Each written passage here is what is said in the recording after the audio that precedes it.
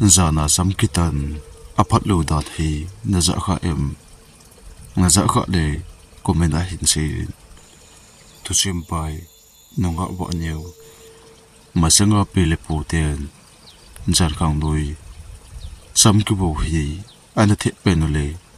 ana za da pen khanu ana hi in hi negin jona ta sanem jan khang loi ya sam akibo a hele aji umiti a aneki se jong ken jong kana za thobin hi jong le ta san na wang hi kana ta san lo a hin sam kana boji a jan khat hi ke jong kathil tu anangai khom kit no hi te hi chi thu hi ata a hlung a hin ken jong kana ta san lo khat ata a hlun hi pile pu tem ana chei ho hi ata a hlung atom zu itin kana ta sanin hi zan khar hi ke jong ina imulhadinga ka kilmin a hi le ke imulamo mo the pun hi ji chun ke jong ummo to mo a komphan hin ke chen langa ka che phin phalbet ki khai chu kala hlan phalbet mai chun ka ki ben hi le ka sam chu ka di thimpun ken jong thêm khát đi cái chụp hình cái tiền im mà chú gel thu pi lâu bên phản việt mai chun ken rong khi chỉ ra nó chun cái sắm chú cái này cái tàn in đã hi lệ ken rong sắm cái tàn cho cái hiền pi lệ pu tiền dàn khang dàn nuya sắm cái bộ hi áp phập bồi là tiêu cái hình gel tự in alang cái na ken rong cái bộ dấu mà ai ta gì imba ti ponti tin kanekeli na hi kejong sam kakitan chawahin rumsung langa ka chepin rumsung achun kakizam plan a hele ipi kati ham kalungel chu amum theipun anup thelo na bana imujong ka imutla theipun iti ki hlemding kati wangem ka imutla theimo mong pu na hi alang khana ke jong ka imu su thelo to a hi le ke hi a hong su in ke jong toilet lang zu chun ka chi ta na hi chun ke jong toilet chu ko hlun zo wa hin chom khat te bang chu ka tu bin na hi le ka tu hla zo pha chom khat zo wa hin mi khat i toilet lang zu na a hong in ken jong jan ma a so lo lai ji em kaloi nu hi ke na lang zu na hong hin ti kitin kaloi nu hidinga ka kin mo ji in ken jong I ma chu gel thapi loben polanga kon mi khat hong banga ka he chu ko don pun chom khat jo wa hian toilet bang chu kining lo wa hian a hong ki chulin ken jong kaloi nu hian ei dai lo a hi lo le ei lep ka hi sa ji chun bai tot hi o katina hele bang a hung ka chul chu athip chenin athip che jo chom khat jo hian kining lo wa hian ko chu hung ha kilo in ke jong ko lung don to a hele a pet pen chun ka pol lai chu ko ba in ka ba jo wa hian toilet ko chu ko hong in polang chu thim bol je in ken jong ko ho na hele phone flash chu hot wal lo ji in polanga chen koimba kamu chung pun alang khana ken jong ka vet le jong le ima kamu chung lo pha din ko oi nat tuma a hele toilet sunga chen ko chu kale kam ki nin atha achen kale to kinin a hele ka to ki chu hi kining lo wa hin pasal hele kilom banga chun toilet ko chu kining lo ben ha pe chun a hong ki pe in akibe zo to ki tu a hin kot ma chu mi khadin a khut da ain be banga chun toilet ko chu apu do jing ta na hi ken jong toilet ko ha pu wal phanin ka to na toilet sunga kon koi ni ham ipina bol na ham tin ka kisen tu ka thu na hi le hi chepet ta achun toilet ko chu tha a hong ki chul ki din aki chul tok tu chen toilet chunga ka to na ko ma bartin chu pu la hian mi khat in khuna atu a alo panga chen bartin chu akilo de du jigin ke jong ka ki cha to a hele a pet pe na chen toilet na ko na hin polanga chen khong jam do tan na hele polang ka pha zo hin polanga chen la koi ma om pon toilet chunga bartin akilo to a hele ka ki chat wal ji chem in langa kalai pa pain in kalun zo hem ka ki chat to a hele pau jong ka pau thi ba tapun hi chun ke zo imul la deng yen room lang chu ka zon phein room sum ka la zo hem light jong athim la jing in a hele ken jong ka pon light chu ko wa denin kalup na chunga imul la ading ka tin a hele kalup na ko ma chen mi khat hi aba le le tabanga ka hin jan ken jong koi ni ham ka ti le koi man la e don but pon ke jong ka lung ma anu mo thim ji yen ka ki cha thim to a hele ka phone flash chu ko ba em ka room sung ho chu ka khole le na hele room sung ho a chen imala ka kho khadi pon hi chun ke jong kalup na chunga ka phone flash chu on san ka koin atha achun imul dinga ka ke jam thakit ta na hele ka ke jam thla to ki tu chun ke jam thla bagin ka ko ma jong mi kha hi ong lum thla panga ka hen ke jong na mai ma a ke hele ka ke cha ji chun koi ni ham ka ti tu ki tu chun ken jong ko ka aben hele kaning lang tu chun koi mala kama chompun ken jong koi ma kamo lo to a hele mi khat a hong lum thla panga ka het to ka ke hei puma chun all ka keng to hlun lang chu ko ga abe su in a hele ka bet to ki tu chun mi khat i vom le lu chenga ka keng to hluna ana to chu khain mu mu achun ke jong gang chela chen ka tho do in tos chu ko ga kho a ka abet le ama chu mit pil ka lo chun amang del ta na hi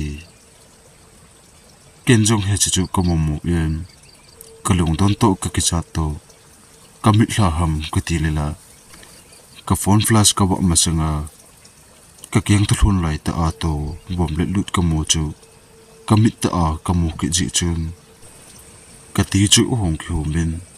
ka ti mol chu hong ki thola la jeng in hi ke jong ka ki chat to a hele ka rum sung jo se chu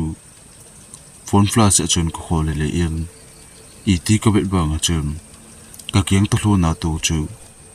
abela ka mukit ta pun hi ken jong ka mo lo phanin ata chun ka ke jam thaki nen hi te bang ma ka tu kha lo ji en kidang jong ka san ka tu ma sat pen ma a hi ji en ka ke cha dan chu ate pi ting ka he pun hi ke jong ka lup la zo chom kha zo ba hin kalup na noya pa na hem mi khat hi alup puma ake hi le achagin tabang hi ka hen jang ken jong kalup na chunga par ka hen ja yen kalup na noya chu thil khat panga ka hen vet ding bo chu kulunga ka hen kelin ke jong chuti a kalunga vet ding bo pha nen all a chun ka kitung do in kalup na chunga ka kitun do pomben kalu chu olola kalup na loilang chu ka nga hlan all chun ka kul hlan kalup na noi chu ka abe na hile ka bet tu kitu a hem kalup na galanga aning khat langa chum mi khat hi ke banga a hong ta hla a bom pe thu a ken ka bet banga chun mi khat hin e hin pen alu si ake moji chun room summa athim to a hile phone flash ko na kalup na chunga ka koina apat room sum asalwa na ho a kun miem lu khat hong da du a ken kalu ka da hla banga aman cho hin da hla a lang ehen vet ka mumu achun ka kicha to a hele ka dip ka kidop pumben ka le da to loyen ka phone fra chu ka kimat loi chelen ka lup na ning la chu ka ven koi a hidem ki banga hon da la chu ka tin ka ven a hele ka lup na chunga kun aga da la the ding mi him la aum pon ken jo room ning hole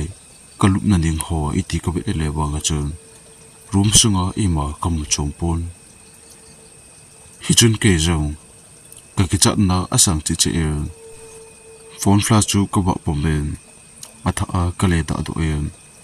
ka lup na noi chu ko be ki ni na hele phone flash ka ba a ka be tu ki tu chun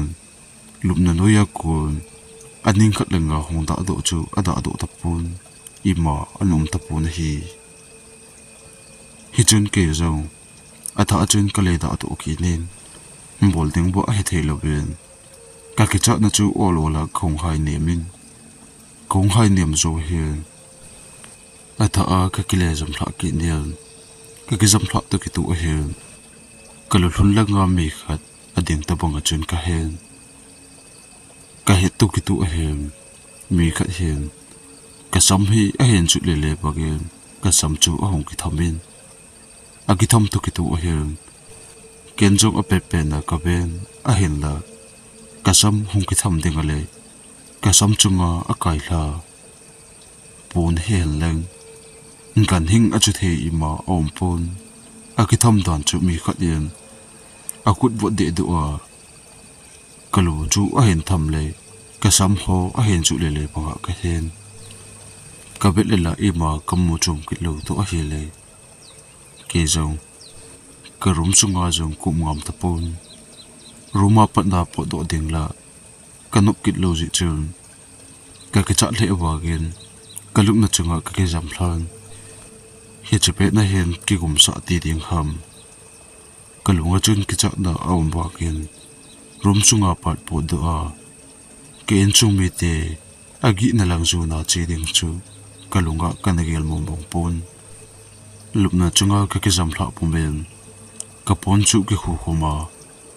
ding chala rum sunga mi kha tu ane ding khale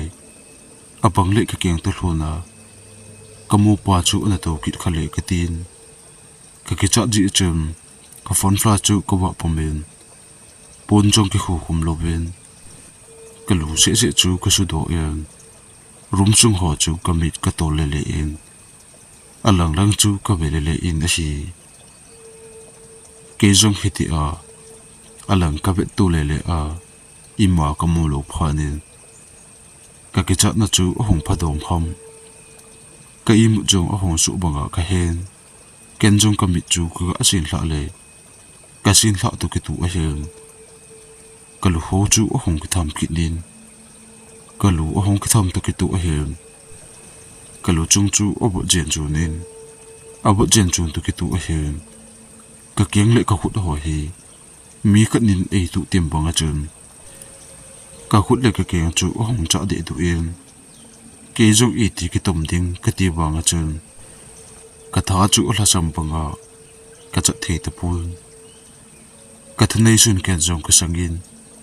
i ti ka ki tom banga chun ta ki tom but mom mom pon ke jong ko onei sun le ka thnei sun chun ka ki tom to ka pen tu ka thul a hin la ka pen na le ka ki tom na ko segin chu koi man e het pi ta pon ke jong ka ki chat to bolding wa ke thelo phani kalup ma chunga chun kalung sunga taw na hi kamang jing ta na hi le kaman chu to ki tu a hen ko na bel la ale ka ta cha chu ki tu ho banga ka he chu hong phan ka kom la le ka khut le ka ke ka ta cha chu ho min e ki tu banga ka he ho le ka ko ma pa mi khanin e da la a e ki la ong banga chun kum na sung rum sung chu adap jen chu jingin he chi se chu hilobe kalung sunga ki chat na jong tawna ki man je ham hi banga kalung sung le kata sa pumpi a ki cha chu ki chat na jong he phaloben kata sa chung ho le ka ki chat na ho chu hong phan ke zong chom khat jo him kathil to chu ka ki gel gel na hele masanga pele puten za no ya no meyin sam akibole aji ummeti a ane ki se chu ka hin gel do in hichi a ke zo zan hi imomole to mo a ei hlau hin te mo thelo wa te hin tin kalunga ka hin gelin a hin la ke jong taw na ka ki man chuwa pa pathin jalin nom ta achun kalup ma chunga ka imut asu bagim ka ki hlim la thein nom achun ka ki chol do thei ta na hi che jana pa aban chu hitabang kalup na chung le karom sunga kana tu ki tapun ken jong ka thil tu hi kaloi le ka pai hian lang kanu le ka pa ka sei pi jong le abangin ata asunun abangin samvo mai ji a hidinga aging chapu hun a hinla ke ma gilda na hi hichazan noya phatwena khakibet puma kasam kana ke chel ha ji hi kanagin mo pen khachu hi chule kanu le ka pan jong zanung sangle sam avela ke chelo dinga ei pho thlonin ke jong hi chini huwa kun kana ke cha den kha chu ana hitai hichazana ke thil tuwa pa hitabang thil ho mu thilowa kun akitu phale tawna olching le athupi dan hi kain he to en chule tawna tha dan jong ka he thein hi hichana hin kasam bon hla a ki thil to agi chai tai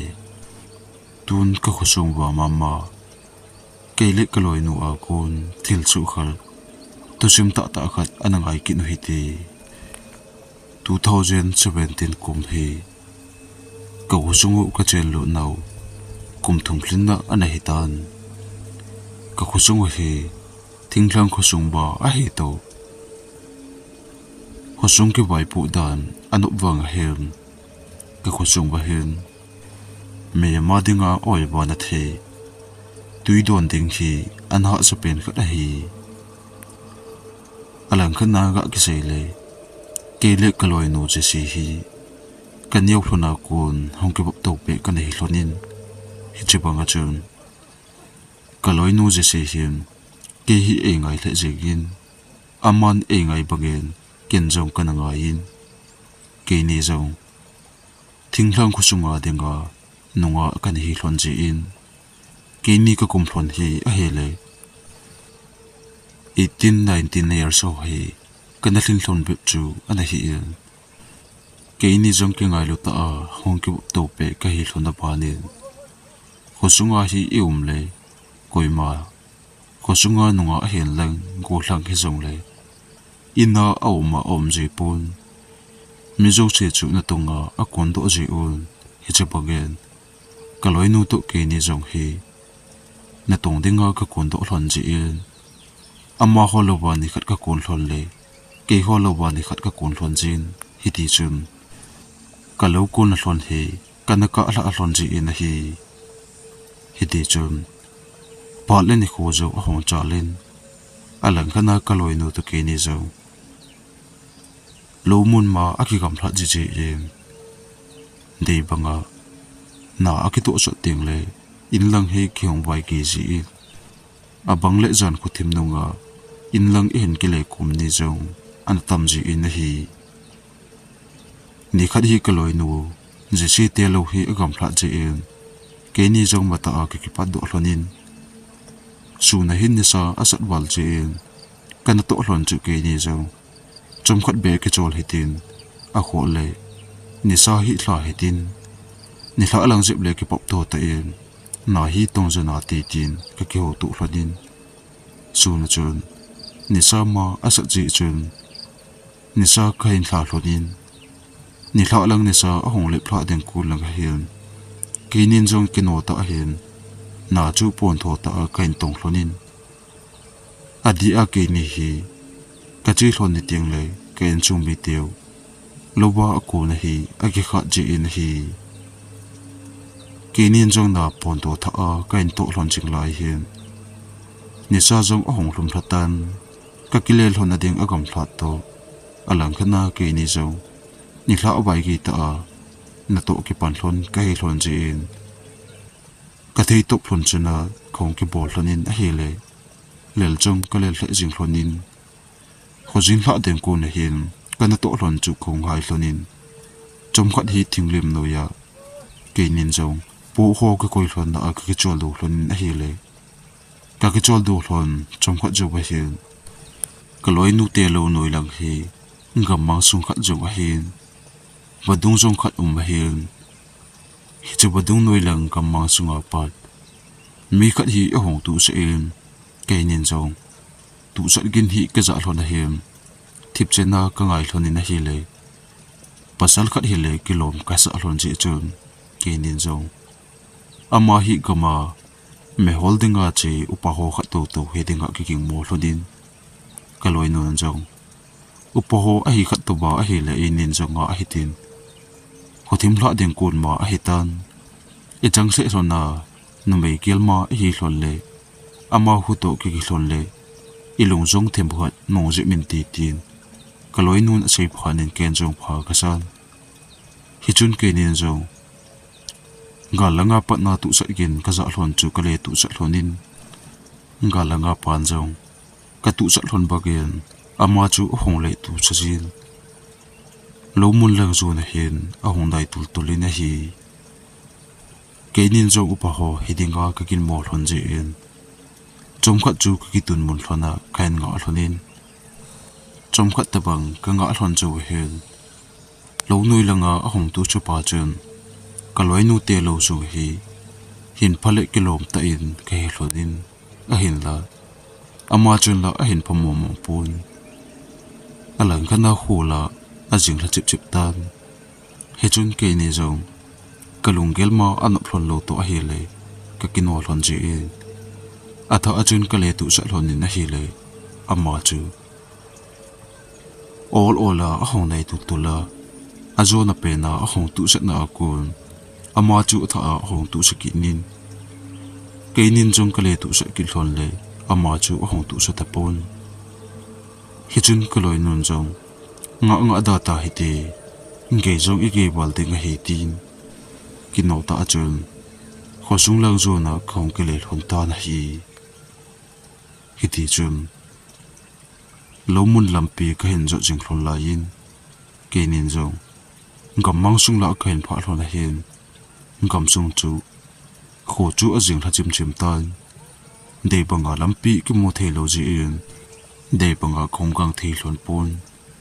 อลังคณะเกนิจงอีจันทำคันพะหลนจูเฮนกันนุงลังหลนอากุนปัสสัลปาว่าจิงอากุนตุจัดกินฮีกะเห็นจิกิหลนตานะฮีฮิจุนเกนิจงอะตุจัดกินจูกะงายหลนินอะเฮเลเกนีนาอากุนกิกำลาเบโลอะเฮตาจีเอ็นกะลอยนูจุนงะดอจิงฮิเตไปอามาคุนไลจงอันเอไมเทเฮตินเกนินจงกะเห็นงะหลนินอะเฮเลอามาจุนเกนีนะจูเห็นพะมองปนไลจงละอะบะกิตีลัมปีอาอะกิโมโลพานินกะลอยนูจงขัดเวฮิตุสกิตฮิเตตินอะทาอาจุนกะตุสกิตหลนินอะเฮเลอามาจูไอ้พะนะบังบังอากุนอะตุสัดกินจูกะเห็นสกิลหอนตานะฮีฮิจะพะนะอินเกจงกะลุงอันนมเทตะปุนกะลอยนูกวมาเจซีอินลังโจฮิเดลจิงตาฮิเตเอหินตุสัดหลอนดานฮูเมียมฮิดิงากะกิงจะตะปุยเมียมเฮเลนะโลมุนวาอิงอาปัดอามาหินเอหินพะหลอนเดงฮิตันอะหินละดูจนะเห็นพอหลอนโลโตอิดาละเลละอามาคุนอีกาลเจ็บลงอากูนะเห็นตุสกิหลอนจีน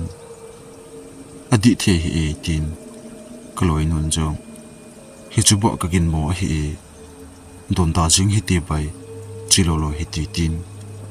อินลังโจนะกินโอเตเอ็นของหลอนตานะฮีวางพันตาจนลำปีกาอาบานจูอิมาบุยนะกะเห็นตุหลอนเตปุนขอสุงกะหลอนหลอนโจเวนขอจินทะดุงมาอะเฮตาโตกะลอยนุนจง in lang azo ding konin boy kisil ding nga tui khai te gomin lui khu na lang chu zon he ti tim ke ni zong ka ki tim tu che hlonin alang khana ke ho tui ni na hi masang je ma chu mi abangin na sei naw bun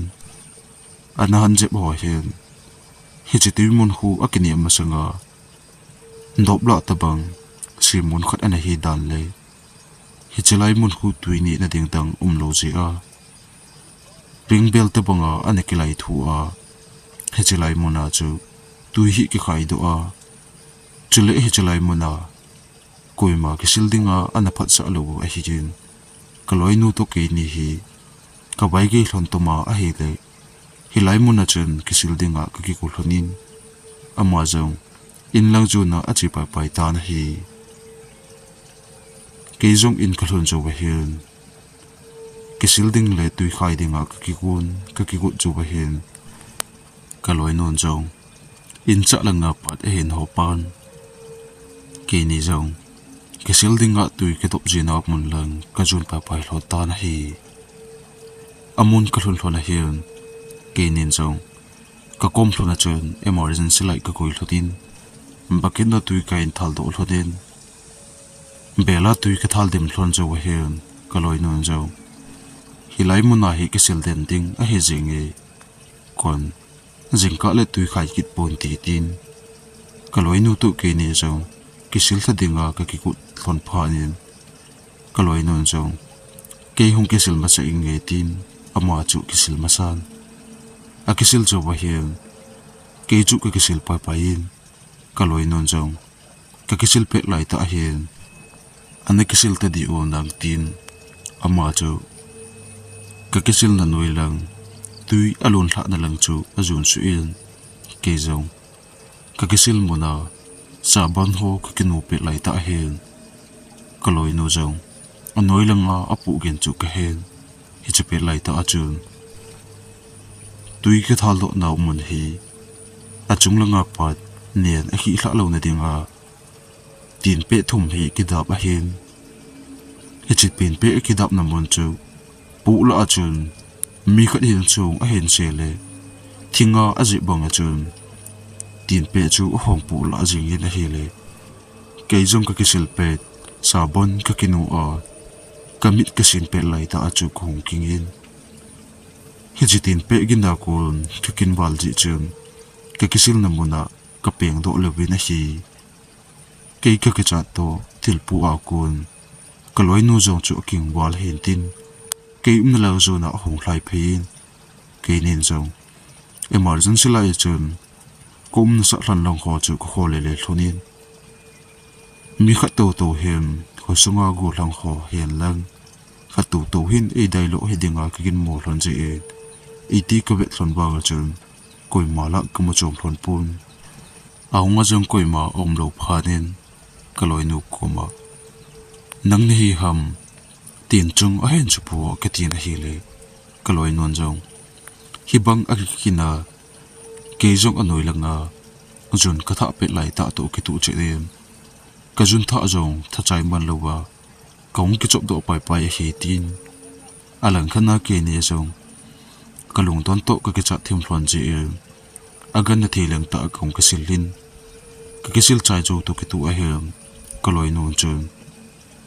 yum na sa langa kun thilgin na za em a hin tin ke jong ka ki sil pe to ma a hi le imagin ka za lo ji in ka ja poi ipigin na za ham ka tin hele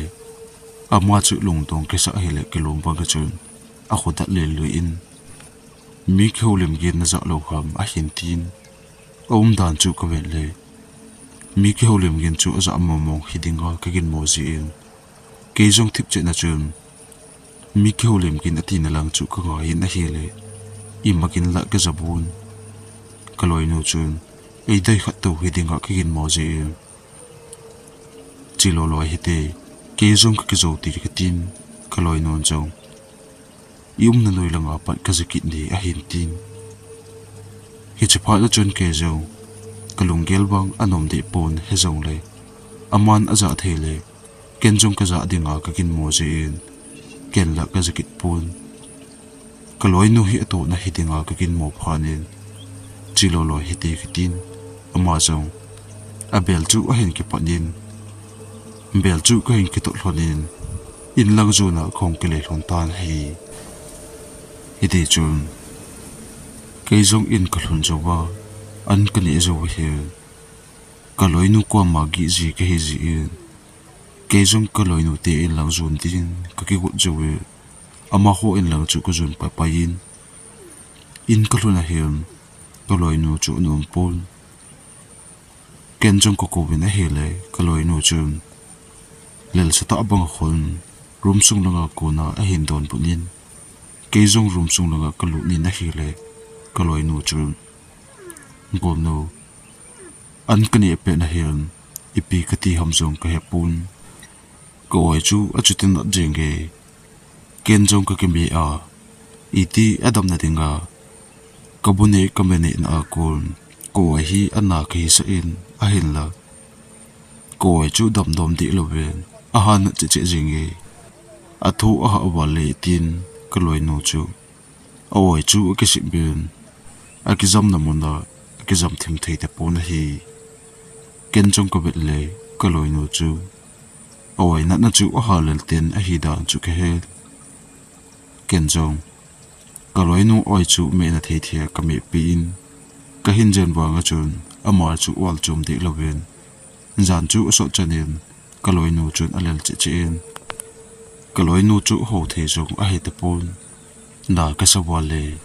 a oi ke si pum den a pum chinga chun a tha jo si sangin rum sunga a pen tho pa na chun ken jong thilum dan di the ke sa lo phanin ka loi nu nu le pa lo je en agal ba cheng te chu ko ko ben nu pi nu le ba pan jong ka loi nu na dan chu ben hele amanin jong alo na ji he pon ke hon jong jen te tia ka jen wa gun ka loi nu la anat na chu phachum lo ben ake be lup che che bogem abang le u sajin abang le anai ati pumachun sei thelo khuma anot thu dan alel dan chu ake the jing in hi hiti chun zan khuwa hil hem kaloi nu jong na asa pum chun apum chinga ake si e na pinu le papa jong alung don ji chun zan khuwa hila ka to pi un jing kho oba azawa hem kaloi nu chu anat na awal chom lo wangin jana sagin anat na chu them khat apadom bin hichun ama hon jo anule pa ku to hite tin pasal mi ni hi kaloi nu nu le pa lo mun langa agi na lang zoni na chin ama ni chu go ko do nong thon hen ke hon jo kaloi nu chu ka hen chenun a hi le anule pan iti anat na hong ke pan ham tin e do ba chum lo kam thla pa a ka che hlon na akun thil kana tu hlon dan hole kong hlon hlon jowa ka kisil na mul hlon hole ka kisil na mul hlona aboy na hong ke pat na ho chu ke cha un anu le pa le ho zumi pi te chun i tuiti na mun khu tui thiang mom mong a hi lo ji en hi lai mun na kisil dinga koi man pha ana cha lo hi amuna a kisil den ho hilai muna khu a cheng dinga ki mo a he ji in boin asu lo dinga ki kha ma he ji in tun nang dem ana bol kha hlon he ji in ngin mo khat wang kani tin mi pa pe chon se khom pha nun kaloi pa nu le pa le khu sum pe ten jo hi chelang sanga a he thei jip tin taw lo ling ho khat hi ani ni chon e ko hlonin taw lo ling pan jo kaloi nu hi taw pi na hi le ataw na apat thilum dan chu a hen themin aman jong ama hi akin the pe na abui na hi asan che che masagin e hon jong ata sa dam na ding a hi phol le ki thoi na hi nei jing ho hi te